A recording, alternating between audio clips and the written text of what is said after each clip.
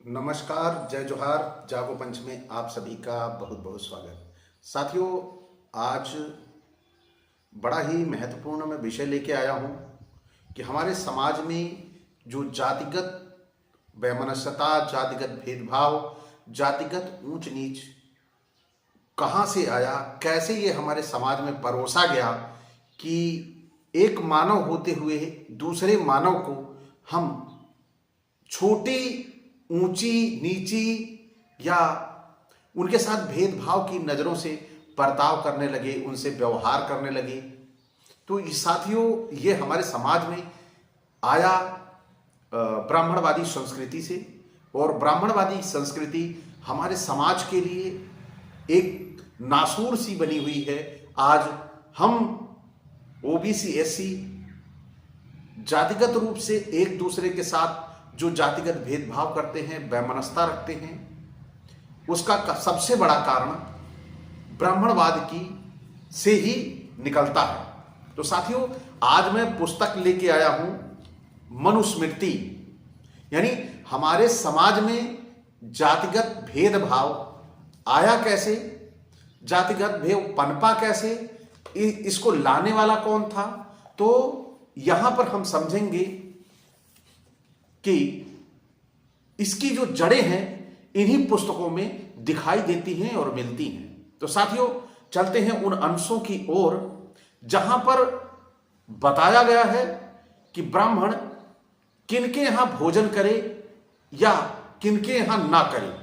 तो जो जातिवाद की शुरुआत है या भेदभाव की शुरुआत है, वो ब्राह्मणों के घरों से निकल के बाहर आती है। तो साथियों, यहां पर क्या संस्कृत के श्लोक हैं, और उन श्लोकों को मैं यही कहूंगा कि मैं संस्कृत और हिंदी अगर दोनों को पढ़ूंगा तो 3-4 श्लोकों में ही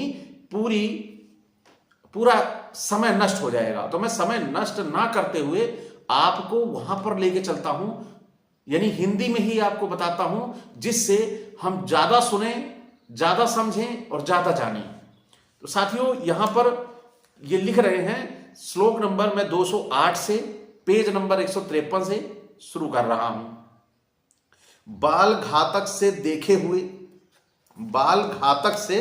देखे हुए रजस्वला से स्पर्श किए गए, पक्षी के जूठे और कुत्ते के छुए हुए अन्न को कभी ना खाएं। यह तो बड़ी अच्छी बात है, लेकिन रजस्वला से स्पर्श किए गए यानी जिस स्त्री को माहवारी या मासिक धर्म से वो है, उसके द्वारा छुए हुए अन्न को बिल्कुल ना खाएं।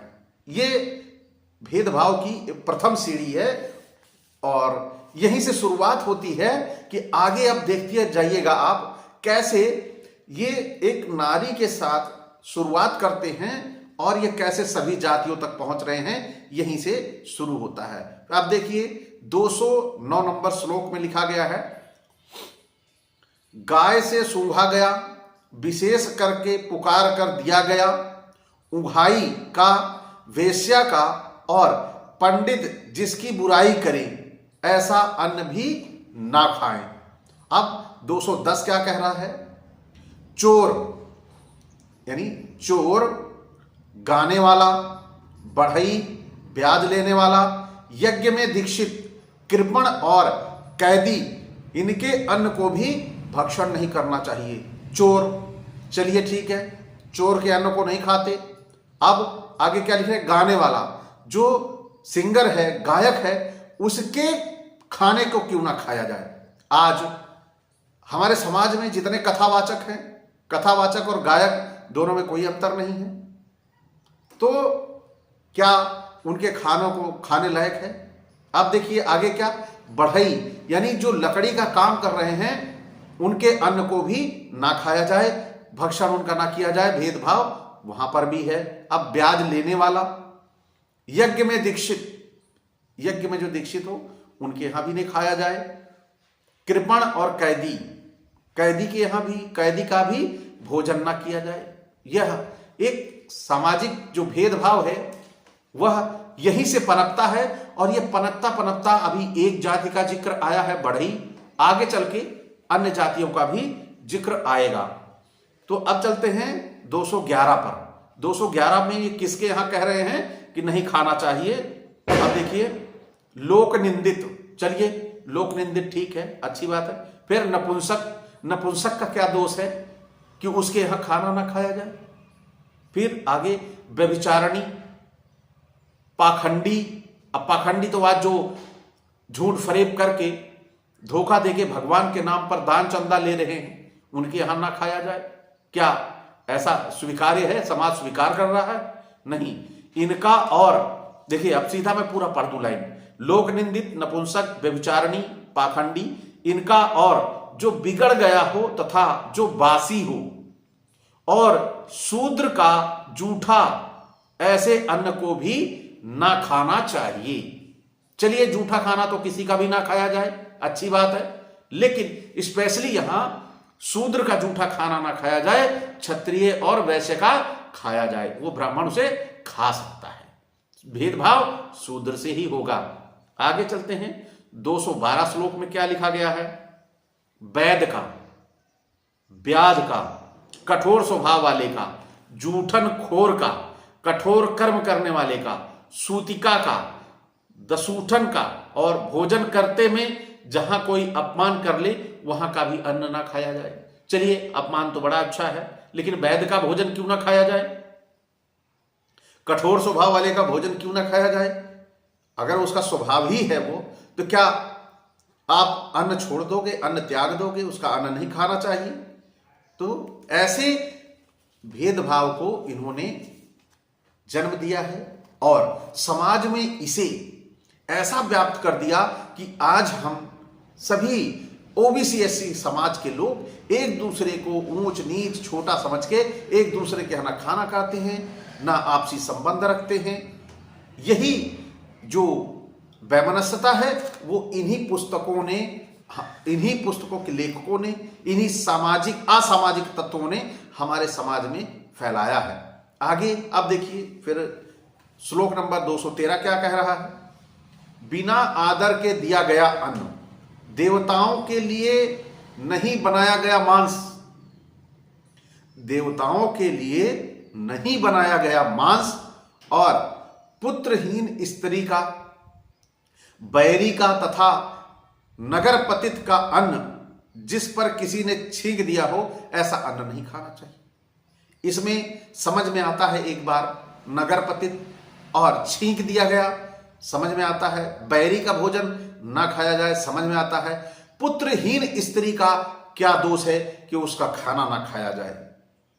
यहीं पर हमें समझ में आता है कि इन्होंने हमारे समाज में नारी के साथ कितना शोषण किया है, अत्याचार किया है। क्या जिस नारी के पुत्र नहीं हो रहा है उसका बनाया भोजन ना खाया जाए, उसका अन्न ना खाया जाए? ये कैसा सामाजिक अभिशाप है, कैसा सामाजिक पाप है ये जो ब्राह्मणों की इस पुस्तक ने, मनुस्मृति ने किया है। अब यहां पर देवताओं के लिए जो मांस ना बनाया गया हो, यानी देवताओं के लिए यदि मांस बनाया गया है तो वह खाने योग्य है। क्या इनकी देखिए दूषित मानसिकता, अगर देवता के लिए नहीं बना है तो वो खाने लायक नहीं है, और जब यहां बन गया वो देवता के लिए तो खाने योग्य, शुद्ध हो गया। आगे, बिना आदर के दिया गया अन्न ना खाएं, आदर से नहीं मिल रहा है तो इसमें कोई बुराई नहीं है। तो अब आगे क्या कह रहे हैं देखिए, 214 में, चुगलखोर और झूठे का, यज्ञ फल को बेचने वाले का, नट और दर्जी तथा पराये उपकार को नहीं मानने वाले का भी अन्न ना खाया है। इसमें इन्होंने क्या किया है, मिक्सचर कर दिया है। दो ऐसे लोगों को नाम ले लिया, जैसे इन्होंने यहां पे लिखा है नट और दर्जी और पराये उपकार को ना मानने वाले का, पराये का उपकार जो न मानने वाला, और नट दर्जी। नट और दर्जी की क्या, उनका अन्न क्यों ना खाया जाए? उनके अन्न में ऐसा क्या है? उसी के साथ उन्होंने एक जोड़ दिया, ये एक दो जो जिनका खा सकते हैं, और एक ऐसा जोड़ दिया उसके साथ जैसे यादव और चोर का अन्न नहीं खाना चाहिए। इसका मतलब है कि वो जो चोर है वो भी यादव ही चोर है। तो इसी तरह की बातें ये समाज में डालते हैं जो ये समझते हैं कि आने वाले समय में सब शिक्षित होंगे तो समझ में नहीं आएगा। यहां पे क्या, नट और दर्जी का तथा पराये को उपकार मानने वाले का अन्न नहीं खाना चाहिए। देखिए इनकी ये जो ब्राह्मणी मानसिकता है भेदभाव की, इन्होंने जो पराये का उपकार नहीं मान रहा है, तो वो पराये का उपकार नहीं मान रहा है, वो उसकी इच्छा है, वो उसका स्वभाव है, लेकिन उसके अन्न में बुराई क्या है। ये इसी तरह समाज में वैमनस्यता और भेदभाव पैदा करने के लिए इन्होंने ऐसी ऐसी पुस्तकें लिखी हैं। फिर आगे देखिए, अब यहां पर कई जातियों का खुलासा हो रहा है कि किन किन जातियों के यहां नहीं खाना खाएंगे। देखिए अब क्या कह रहे हैं ये 215 में, लुहार, बहेलिया, नाटक खेलने वाला, सुनार, बांस वाला यानी बसोर जिसको बोलते हैं, और हथियार बेचने वाला, इनके अन्न को भी ना खाएं, इनके अन्न को भी ना खाएं। यानी लुहार, बहेलिया, पहले बढ़ई था, है ना, आगे इन्होंने अलग अलग एक एक श्लोक में एक एक जाति को शामिल किया है जिससे समझ में ना आए।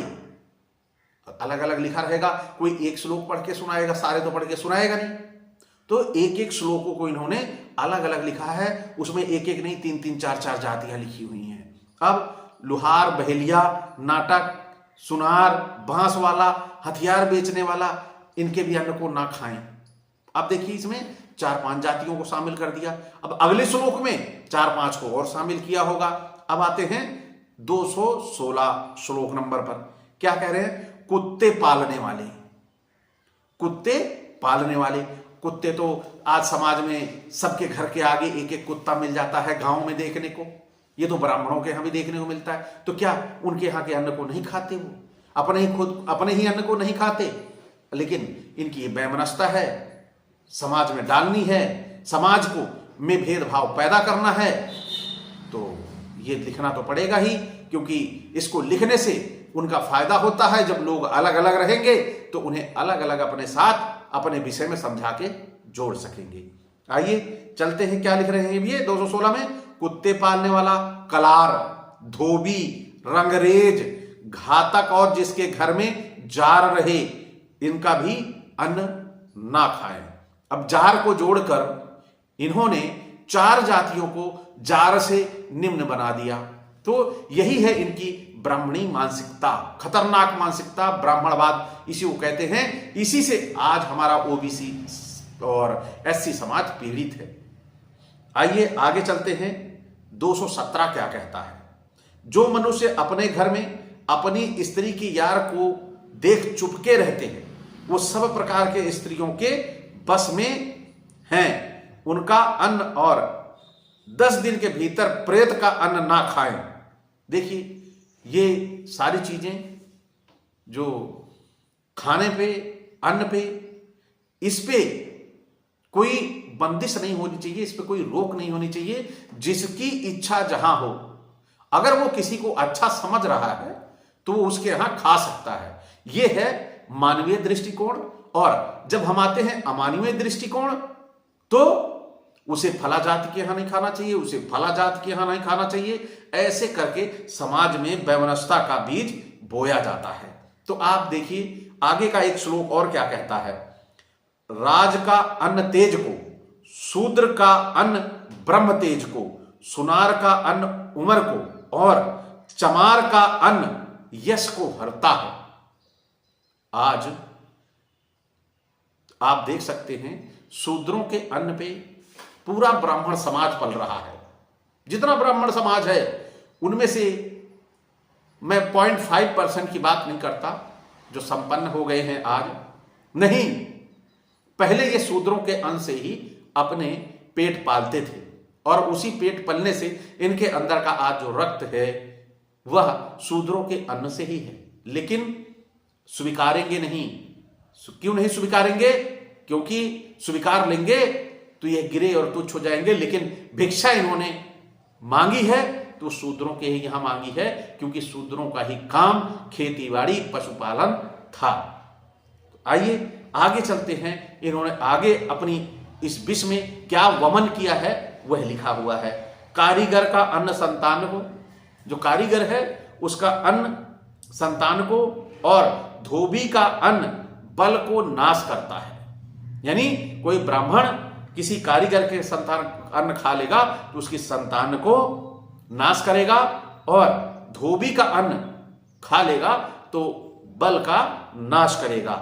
यहां खाने की बात नहीं है, यहां इन्होंने अपनी नीचता का प्रदर्शन किया है और जातियों को कैसे नीच बनाने का काम किया है। हमें इसकी गहराई को यहां यह समझना होगा।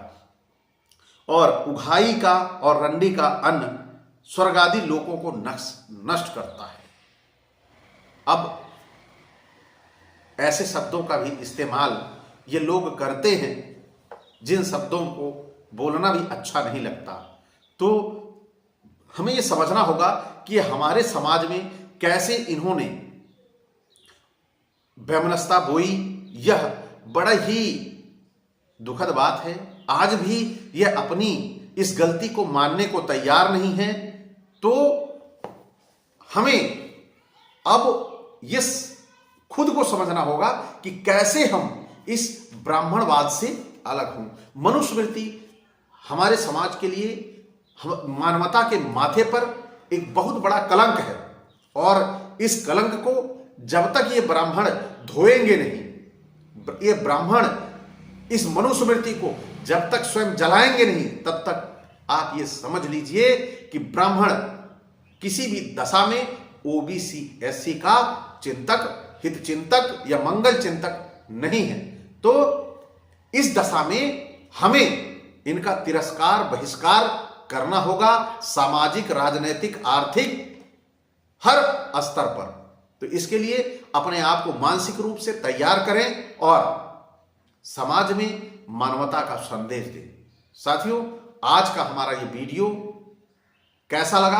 आपको अच्छा लगा हो तो लाइक करें, और जो हमारे नए साथी यहां तक देखते हैं चैनल को सब्सक्राइब करना ना भूलें, और साथ ही बेल आइकन की घंटी भी दबा लें, जिससे हमारे वीडियो का नोटिफिकेशन आप तक त्वरित गति से पहुंच जाए। इसी के साथ आपसे विदा, नमस्कार, जय जोहार।